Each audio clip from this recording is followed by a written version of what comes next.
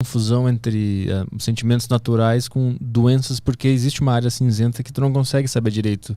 Eu devia estar sentindo isso ou isso aqui já virou uma doença, né? Como é que resolve essa área cinzenta? Vou dar uma dica. 2 dicas, na verdade. Que também é uma pergunta que adoro responder, porque ela é psicoeducação. Ensinar as pessoas a se perceberem assim. O que eu estou sentindo então, doutor? Me ensina aí. É da minha vida? É normal? Ou é preocupante, que já pode ser uma doença? 2 palavrinhas mágicas. A primeira chama-se proporcionalidade. O que significa isso? Você vai pegar o que você está sentindo, a tristeza que você está sentindo. Você vai fechar seus olhos e você vai fazer o seguinte exercício. O que eu estou sentindo, a intensidade, a dimensão disso é proporcional ao que eu estou vivendo? Para responder melhor esta frase, essa pergunta, uma pessoa no meu lugar, vivendo o que eu estou vivendo, estaria sentindo o que eu estou sentindo? Mas uma pessoa que esteja no meio do furacão, ela consegue estar com a cabeça clara para conseguir responder essa pergunta? Por isso que eu pedi para ela fechar os olhos, para ela sair um pouco, para ela ter um pouquinho de racionalidade naquele momento. Entendi. Então sai um pouquinho, pensa assim. Essa tristeza que você está sentindo é porque seu filho está na UTI? Uma mãe com um filho na UTI estaria sentindo a tristeza que você está? Se a resposta for sim, Arthur, a resposta é normal. Porque a doença, ela mora na desproporção, no sentir fora do lugar. É a tristeza excessiva, é a tristeza que está demais. E a pessoa fala assim, eu entendi sua pergunta, doutor, eu estou doente. Porque isso que eu estou sentindo tá muito, não era para estar assim. É a tristeza sem motivos? Muitas vezes sem motivo. Ou às vezes pode até ter o motivo, mas ela é desproporcional. Não é para você acordar e dormir triste com isso que está acontecendo. Tem algum exemplo? Para ficar mais claro para a galera. Esse, por exemplo, da mãe que está com um filho na UTI, sim, fruto de um acidente de moto. Entre a vida e a morte. Essa mãe está abatida. Essa mãe está entristecida. Essa mãe, ela acorda preocupada e dorme preocupada, ela perde noites de sono. Mas isso não faz com que ela entre aí na segunda palavrinha que eu vou falar para você, chamada de funcionalidade. É o funcionamento da pessoa. A tristeza normal não afeta a sua função. Você consegue fazer. As pessoas estão vendo que você está abatido. Você está triste. Minha querida, meu filho está na UTI entre a vida e a morte. Mas ela está funcionando. Ela consegue ir numa padaria, comprar o pão, ela consegue se alimentar. Entendi. Ela consegue viver. Às vezes, muitas vezes vai até o trabalho. Todo mundo está vendo que ela está triste. Mas ela consegue funcionar. A depressão, por característica e por diagnóstico, obrigatoriamente tem que afetar a sua função. Perder um dia de aula, perder um dia de trabalho. As suas relações sociais já estão comprometidas. Você tinha 5 amigos, agora você não sai mais com ninguém. E ela vai comendo pelas beiradas. E aí a pessoa chega assim e fala assim para mim, doutor, eu sou advogado. Eu costumava fazer 10 ações por semana. Semana eu consegui fazer 2. Minha cabeça está péssima. Minha memória, a velocidade que eu penso está bem diminuída. Eu não estou conseguindo mais produzir como eu produzia. Bingo. A depressão mora aí. A tristeza normal, você consegue viver. Você vai. Você vai na audiência. Você consegue ir na sua aula.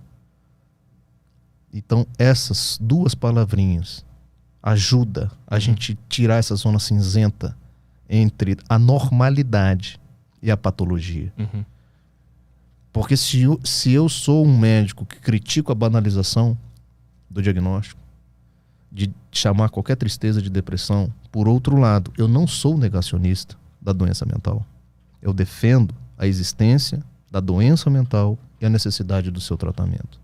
Porque muita gente me pergunta isso com o título do livro Anti-Tarja Preta. Eles acham que eu sou negacionista. Entendeu? Dr. Pablo é louco. Tem tanto estudo mostrando que a doença mental existe e ele vem com esse título aí para perturbar mais ainda o povo. Eu falei, não. Se você ler a contracapa do meu livro, você vai entender que eu transito entre essas 2 posições. A de criticar o uso abusivo, desnecessário de psicotrópico. Mas, ao mesmo tempo, eu reafirmo a necessidade do tratamento medicamentoso das doenças mentais. Quando é que foi que tu percebeu isso? Quando tu percebeu que tinha alguma coisa acontecendo que estava errada? Porque desde quando tu é psiquiatra e clínico e que atende pessoas? Eu tenho 20 anos de psiquiatria. E quando que tu sacou, putz, tem algo errado? Nos últimos 10 anos. Nos últimos 10 anos eu venho percebendo o aumento do volume destas pessoas que procuram a psiquiatria simplesmente para darem conta de viver suas vidas difíceis. Antes era 1, eram 2. De repente eu estou atendendo, de cada 10 pacientes que eu atendo, 6, 7 estão nessa situação. Eu falei, gente, tem alguma coisa errada. Tanto é que no primeiro capítulo do meu livro, inclusive isso foi uma questão até dos meus colegas psiquiatras falarem isso comigo. Eu intitulo a minha clínica psiquiátrica de Boca de Fumo. E me intitulo como chefe do tráfico de drogas. Um soco no estômago desse sistema perverso que a psiquiatria está inserida. Por que eu intitulo a minha clínica como Boca de Fumo? E isso eu explico, obviamente, no capítulo. Porque quando as pessoas vão a uma clínica psiquiátrica em busca de um anestésico emocional, em busca de algo simplesmente para esquecerem um problema ou darem conta de viver um problema, elas estão querendo o quê? Droga ou remédio?